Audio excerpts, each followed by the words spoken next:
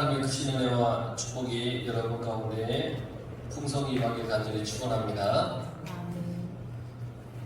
하나님께로 돌아온 사람들을 만나게 되면 참으로 그들에게는 우여곡절이 참 많습니다. 하나님을 잘 믿다가 아니면 하나님을 잘 모르다가 어떤 계기가 있어서 하나님을 찾아오는 사람들의 이야기에 공통된 점이 하나 있습니다. 그게 뭐냐면 하나님의 뜻을 깨달았다는 겁니다. 그러니까 잘 다니다가 하나님을 오랫동안 떠났다가 다시 온 사람이다. 쭉 믿지 않다가 어느 날 어떤 계기가 있어서 하나님을 믿게 되었든지 어쨌든 하나님께 돌아온 사람의 공통된 점은 하나님의 뜻을 깨달았다는 겁니다. 어떤 사람이 있었어요. 이분은 하나님을 떠난 지 꽤 오래됐습니다. 지금으로부터 약 한 25년 전까지만 해도 하나님을 잘 믿고 교회도 잘 다녔습니다. 교회를 떠난 지 한 25년 만에, 20년 만에 병이 발견이 됐습니다. 그 병을 빨리 발견하게 된 것이 이분에게는 마침내 이게 하나님의 은혜임을 깨닫게 되었고 그래서 하나님께로 돌아왔다는 겁니다. 사실 자신에게 생긴 병을 우연찮게 발견하게 되면 보통 사람들은 다 어떻게 얘기를 하냐면 아이고 다행이다 그래요. 더 병이 커지기 전에 발견했으면 아이고 다행이다 그럴 생각하고 말아요. 그런데 심각한 병을 일찍 발견하게 해주신 하나님을 깨달았다고 하는 것은 그러니까 병을 빨리 알게 되어서 감사합니다로만 끝나는 것이 아니라 영생의 기회를 다시 얻게 되었다는 겁니다. 그러니까 그 병이 아니었으면 하나님께로 다시 돌아올 어떤 계기가 있을지 없을지도 모르는 불확실한 인생을 살아가야 되는데 그 병으로 인해서 하나님이 이 병을 나로 하여금 병을 알게 하시고 살게 해주신 것은 하나님의 은혜이다. 야 감사하다. 그리고 하나님께 돌아왔다는 것은 영생을 다시 얻을 기회가 생긴다는 겁니다. 이토록 하나님의 기쁜 뜻을 깨닫는 인생은 복된 인생입니다. 여러분들이 어떤 일을 당하고 만나도 그곳에 반드시 하나님의 뜻이 있음을 기억하시기 바랍니다. 그리스도인의 삶에서 아이고 재수가 없어서 이거 운이 좋지 않아서 어쩌다가 그러겠지 이런 말은 사실 없어야 됩니다. 우리 그리스도인의 삶입니다. 우리 삶 속에는 하나님의 뜻이 있어서 그러니까 여러분 항상 하나님의 뜻이 있어서 라고 하는 고백과 깨달음으로 살아가시길 바랍니다. 하나님의 뜻. 그래서 이슬람 교도들은 항상 하는 말이 인샬라라는 말을 합니다. 인샬라라는 뜻이 뭐냐면 신의 뜻이라는 겁니다. 이게 모든 게 신의 뜻이라는 겁니다. 물론 그들이 믿는 신은 다른 신이긴 한데 그들의 그 믿음의 자세를 보면 모든 게 인샬라 신의 뜻이에요. 여러분 우리의 삶 속에 있는 모든 일어나는 일은 하나님의 뜻임을 잊지 마시기 바랍니다. 그래서 하나님의 뜻을 즉시 빨리 깨닫지 못하면 우리 인생은 점점 피폐해져가고 메말라갈 수밖에 없습니다. 그런데 불행하게도 인생의 마지막 순간까지도 하나님의 뜻을 깨닫지 못하는 사람들이 참 많다는 사실입니다. 영생의 길이 분명히 있어요.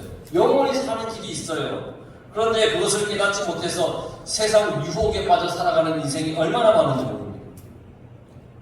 마치 애굽의 왕 바로와 같은 그런 사람, 하나님의 뜻을 깨닫지 못합니다. 바로는 끝까지 하나님의 깊은 뜻을 깨닫지 못한 우매한 인생을 대변하는 사람입니다. 얼마나 많은 재앙이 그에게 내려졌습니까? 그런데도 하나님의 깊은 뜻을 깨닫지 못하는 겁니다. 그런데 사실은 바로가 하나님의 뜻을 하나도 모르는 것은 아닙니다. 하나님의 뜻을 알긴 했습니다. 왜냐하면 모세가 바로에게 하나님께서 재앙을 내리시기에 앞서서 하나님이 모세를 통해서 바로에게 하신 말씀이 항상 있습니다. 뭘 항상 말하게 했냐면 내 백성이 나를 섬기도록 내보내라. 이 말을 계속했습니다. 그러니까 바로는 하나님의 뜻이 뭔지를 알긴 아는 사람이죠. 왜냐하면 모세가 하나님의 뜻을 계속해서 얘기를 했잖아요. 알긴 알았는데 그 깊은 뜻을 깨닫지 못하는 거예요. 하나님의 뜻을 바로는 한쪽 귀로 듣고 한쪽 귀로 흘러보냈어요. 그래서 자기의 권위에 맞서고자 이 모세가 덤빈다라고 생각을 했어요. 그러니까 하나님의 뜻을 전하는 모세, 하나님의 뜻을 말씀을 들었음에도 불구하고 어디 건방지게 나에게 뭐 이러면서 자기의 권위에 도전한다고 생각했던 바로라는 거예요. 어쨌든 이 바로는 하나님의 깊은 뜻을 깨닫지 못한 우매한 인생이에요. 그 결과 지금 마지막 재앙까지 오게 됐습니다. 오늘 1절 말씀에 내가 이제 한 가지 재앙을 바로와 애굽에 내린 후에야 그랬죠? 이제 하나님께서 내리실 한 가지 재앙만 남았습니다. 한 가지 재앙. 지금까지 9번의 재앙이 있었는데 바로는 그 속에서도 자기의 권세를 믿고 권력만 의지해서 하나님의 말씀을 무시했어요. 그러니까 이제 하나님께서는 마지막 재앙만 남기시고 마지막으로 모세를 바로에게 보냈습니다. 마지막으로 모세가 바로의 면전에 갔다고 하는 것은 이제 죽음만 남았다는 얘기입니다. 애굽 땅에는 죽음만 남은 겁니다. 기회가 없습니다.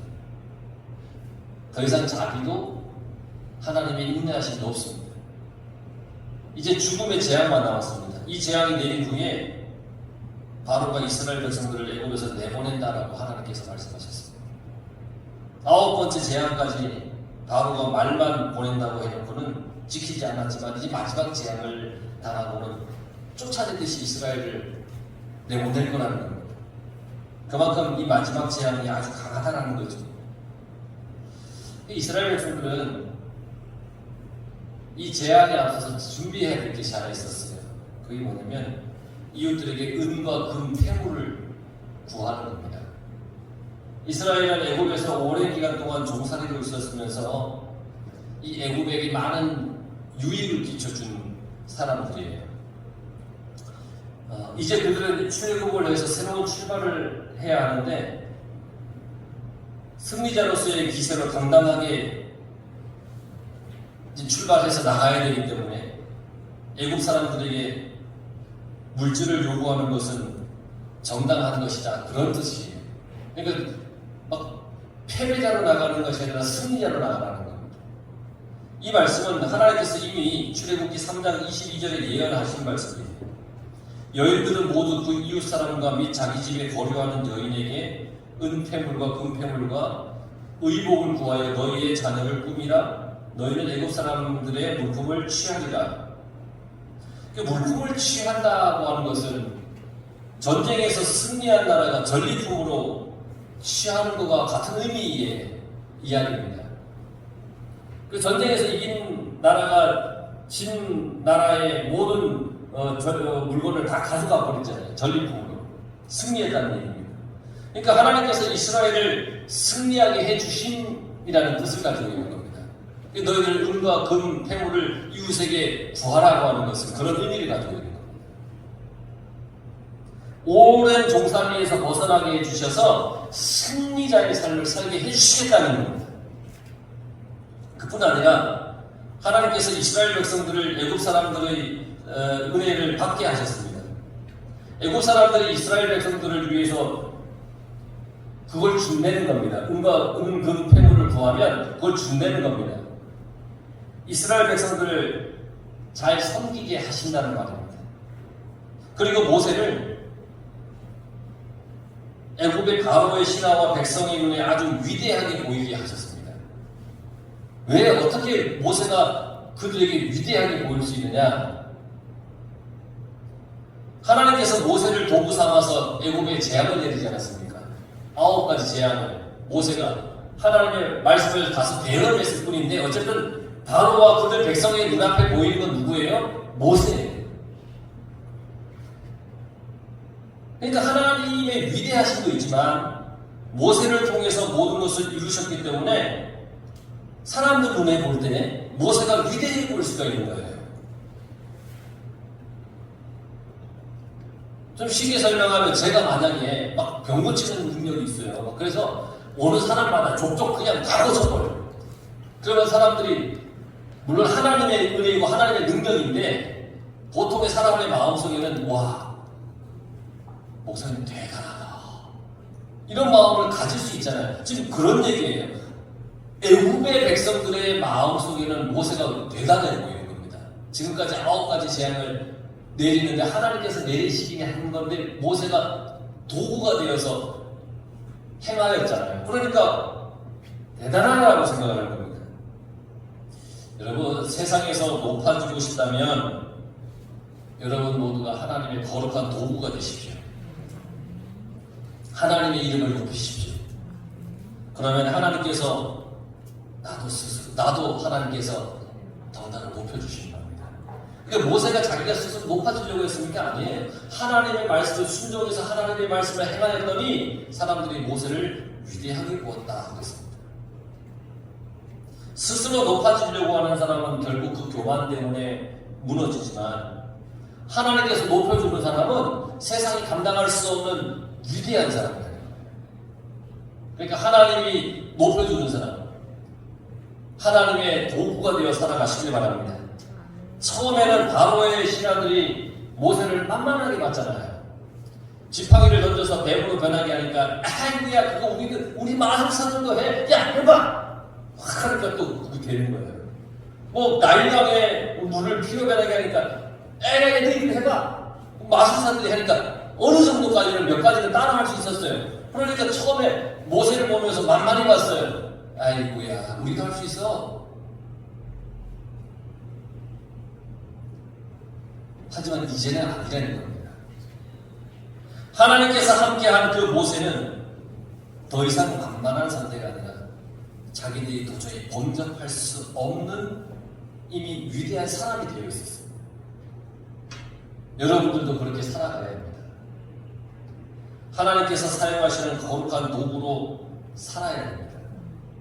물론 하나님의 도구로 쓰임받기 위해서는 두려움과 떨림이 앞설 때가 분명히 있습니다. 앞섭니다.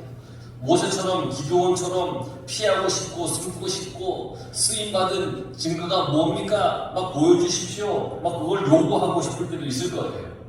하지만 하나님의 깊은 뜻을 깨닫고 하나님의 거룩한 도구가 되면 여러분을 세상의 사람들이 섬기게 되고 또 우리는 위대한 인생으로 살아가게 됩니다. 그러나 하나님의 도구로 살아가는 삶이 만만치 않습니다. 많은 위협도 있고요, 고난도 있습니다. 모세도 바로 앞에 얼마나 많은 협박을 받았겠어요. 하지만 하나님께서 함께 하시기 때문에 담대하게 나가면 되는 겁니다. 하나님께서 인도하시는 대로 하면 됩니다. 그래서 모세도 그랬어요. 하나님께서 모세에게 뭐라고 그랬습니까? 내가 너에게 시키는 대로 하라고 했습니다. 그 모세는 하나님께서 시키는 대로 했습니다. 자기 마음대로 하지 않았습니다. 자기 마음이 아니라 하나님께서 이끄시는 대로 하면 된다는 겁니다. 서두에 말씀드렸죠? 하나님께서 우리의 삶을 통해서 크고 작은 일을 통해서 하나님의 뜻을 나타내시는데 그때마다 하나님의 뜻을 잘 깨달아서 그 뜻대로 살아가면 우리는 하나님의 거룩한 도구로서의 인생을 살아갈 수 있는 것입니다. 하나님의 뜻이 무엇인가? 그걸 잘 깨달아야 됩니다. 자, 여전히 깨닫지 못하는 바로에게 모세가 하나님의 마지막 경고를 들고 갑니다. 마지막 경고예요, 이제. 하나님께서 밤중에 애국 가운데로 지나가시기 때문에 하나님께서 지나가신다는 것은 심판을 얘기를 합니다. 밤중은 사람들이 잠들어 있을 때, 깨어있지 못할 때, 방심할 때, 마치 주님께서 마지막 날 도적과 같이 오신다고 했던 그러한 의미, 그런 말씀을 도움을 주죠. 언제 주님이 오실지 모르기 때문에 항상 깨어 준비하라. 그렇게 말씀하셨죠. 기름을 준비한 처녀처럼 준비하라. 이렇게 하나님께서 밤중에 애굽을 지나가시면 애굽의 모든 첫것은 다 죽을 것이라 그랬습니다. 모든 이 모든은 어디까지냐면 왕부터 시작해서 몸종과 가축까지 다 포함합니다. 살아있는 모든 것. 애굽에서 숨쉬고 있는 모든 존재의 모든 것의 첫 것이 다 죽습니다. 무시무시한 제한입니다. 첫 것이 다 죽는 겁니다. 첫 것이라고 하는 것의 의미는 시시한 것이 아닙니다. 첫 것은 대를 잇는다는 의미를 가지고 있습니다.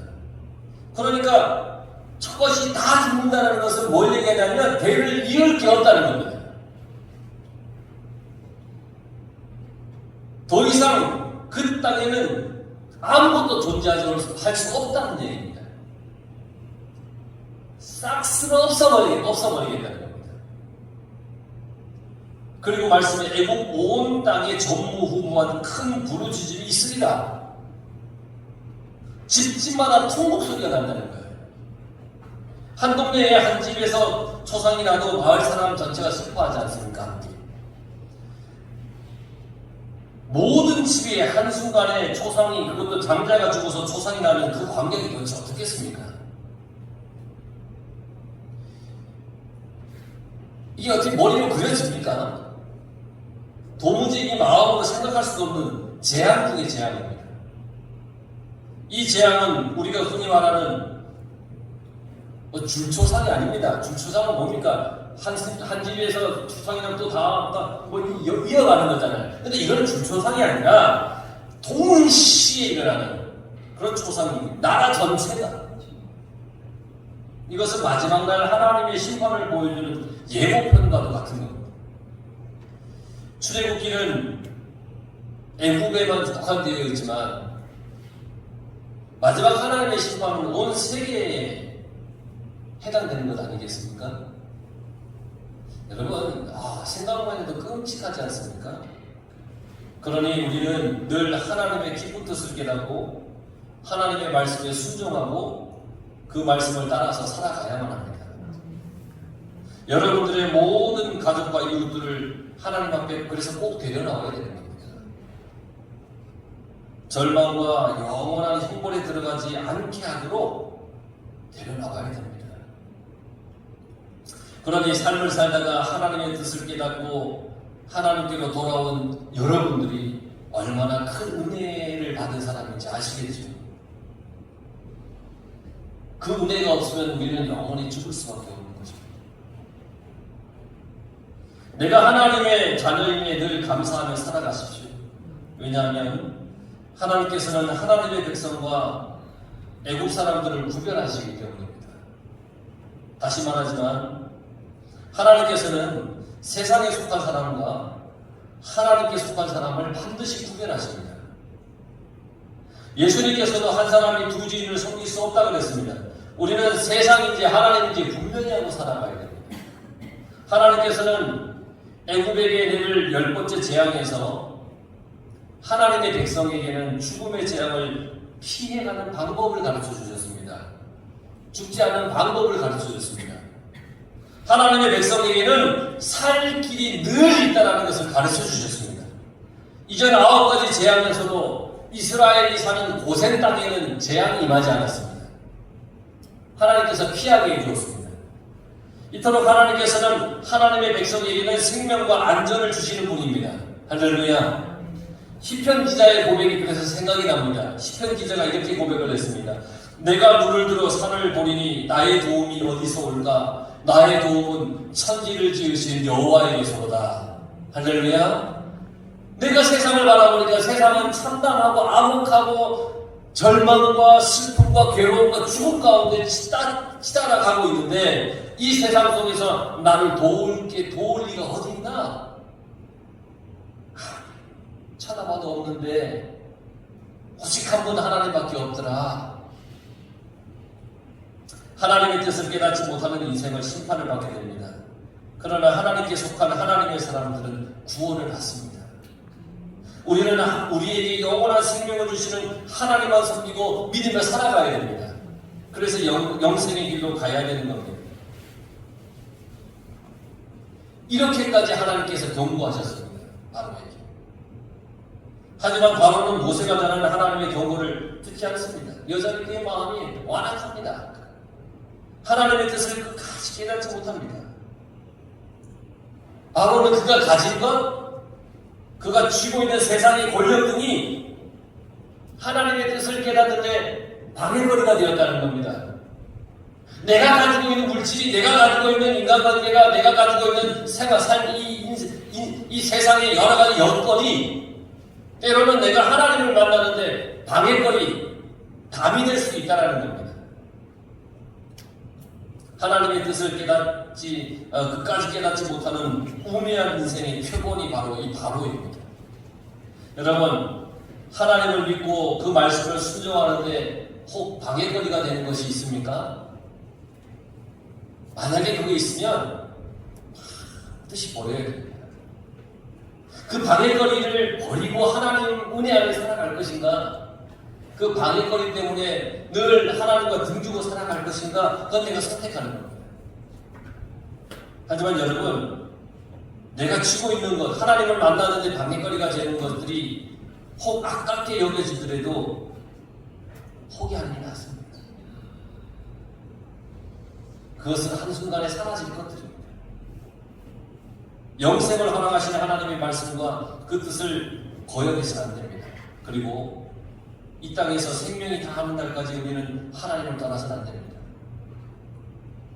하나님께서 지금 여러분들을 불러주셨으니까 이 믿음의 길에서 절대 벗어나 살지 마시기 바랍니다. 또한 세상과 하나님 사이에서 한치의 망설임도 없이 나는 하나님입니다 하고 하나님을 선택하는 여러분들이 되십시오. 그래서 우리 성도들이 모두 하나님의 깊은 뜻을 깨닫는 그런 인생이 되길 바랍니다. 하나님 안에 있어야 구원이 있음을 깨달으며 살아가시기 바랍니다. 여러분 모두가 기쁨으로 하나님을 바라보며 하나님 붙잡고 살아가시기 바랍니다. 그것이 생명의 길이라는 것. 그 길을 떠나지 않는 저와 여러분들의 삶이 되길 간절히 바랍니다.